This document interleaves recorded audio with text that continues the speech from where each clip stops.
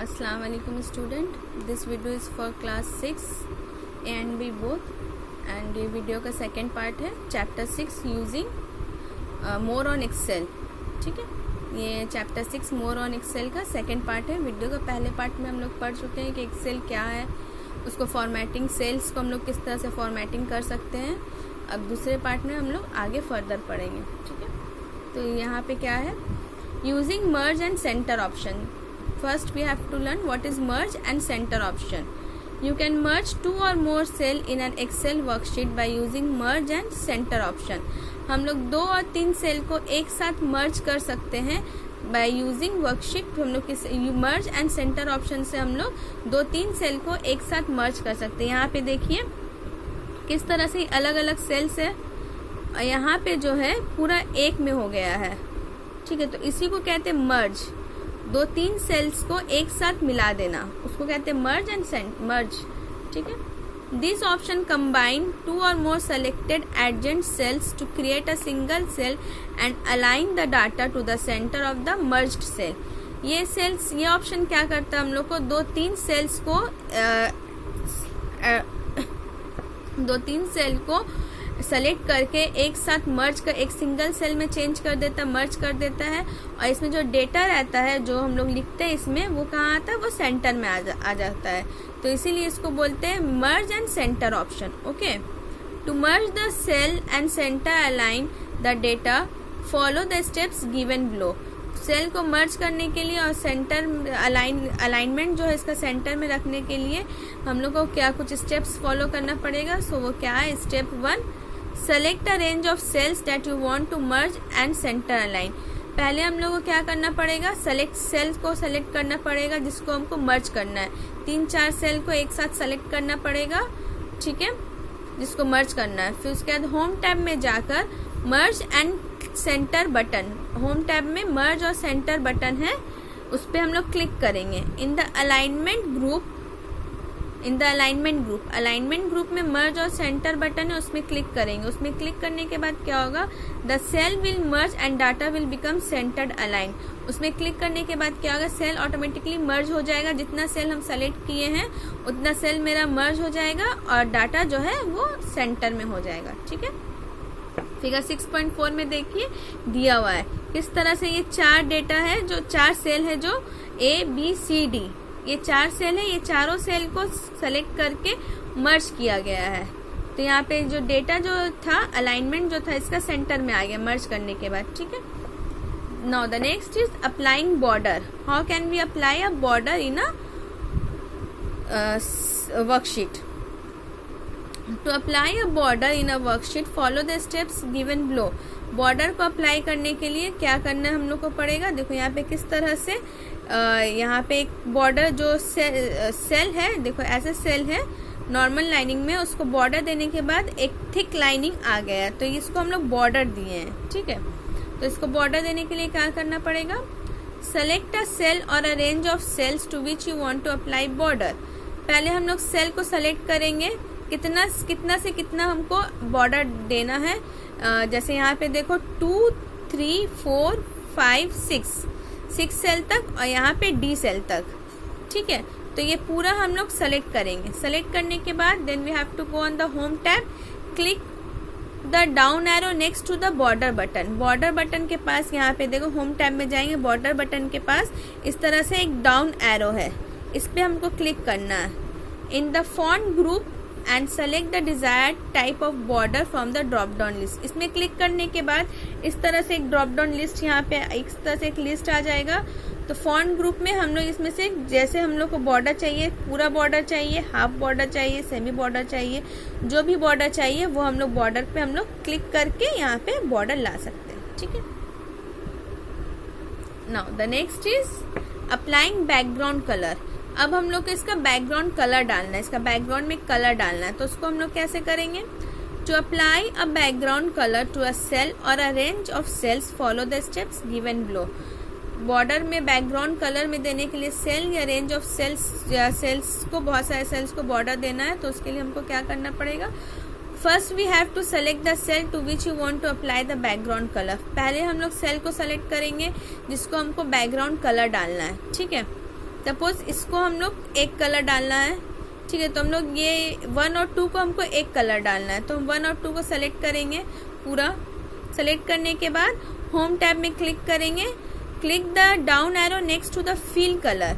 Fill colour के पास देखो, जहाँ जो होम टैब में फिल कलर रहता है उसके पास इस तरह से एक डाउन एरो होता है, ठीक है। इस डाउन एरो में क्लिक करेंगे फॉन्ट ग्रुप में and select the desired fill colour from the colour platelet that appears. तो इस तरह से देखिए एक कलर प्लेटलेट आएगा यहाँ पे, तो यहाँ से हमको जो कलर चाहिए हम उस कलर को सेलेक्ट कर सकते हैं। कलर को सेलेक्ट करने के बाद वो कलर जो है हम लोग का टेबल में आ जाएगा। कलर सेलेक्ट करने के बाद कुछ इस तरह से वर्कशीट में अप्लाई होता है। ये 2 सेल में एक कलर की है और बाकी सेल में एक कलर की है, तो ये कलर को सेलेक्ट करने के बाद इस तरह से हम लोग का वर्कशीट कुछ शो करेगा, ठीक है। Now the next is auto format. Auto format क्या है? Auto format is a built-in collection of predefined layout that can be used to format a range of data to increase the readability. Auto format क्या है? एक पूरा collection है data का, predefined layout data का collection है जो increase करता है रीडेबिलिटी को, ठीक है। This layout apply attractive text formatting and coloured border and background colour to the worksheet.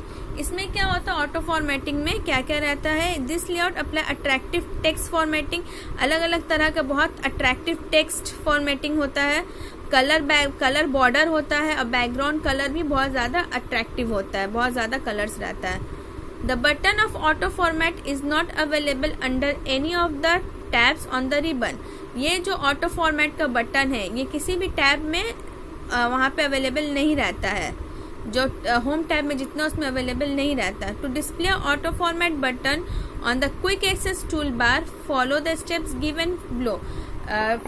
Quick access toolbar से ऑटो फॉर्मेटिंग बटन को लाने के लिए हम लोग को क्या स्टेप्स फॉलो करना पड़ेगा? Click the customize access tool bar button. Customize access tool bar button जो है वहाँ पे हम लोग क्लिक करेंगे on the quick access tool bar. Quick access tool बार में customize quick access tool bar button उसमें क्लिक करेंगे। फिर उसके बाद मोर कमांड में हम लोग क्लिक करेंगे। मोर कमांड ऑप्शंस वहाँ पे रहता है, उसमें क्लिक करेंगे। जो लिस्ट आएगा उसमें मोर कमांड में हम लोग क्लिक करेंगे। देखो इस तरह से, ठीक है। इस तरह हम लोग list of option quick access tool bar में क्लिक करेंगे तो यहाँ पे मोर कमांड जो है, मोर कमांड में हम लोग को क्लिक करना है। फिर उसके बाद क्या करना है? The Excel options dialog box appear. More command में जब हम लोग क्लिक करेंगे तो इस तरह का एक डायलॉग बॉक्स हम लोग के सामने आएगा, ठीक है। Click the down arrow in the choose command from list box and then click all commands from the list that appear. फिर डाउन एरो यहाँ पे चूज कमांड लिस्ट बॉक्स में एक डाउन एरो है, यहाँ पे इस पे हमको क्लिक करना है।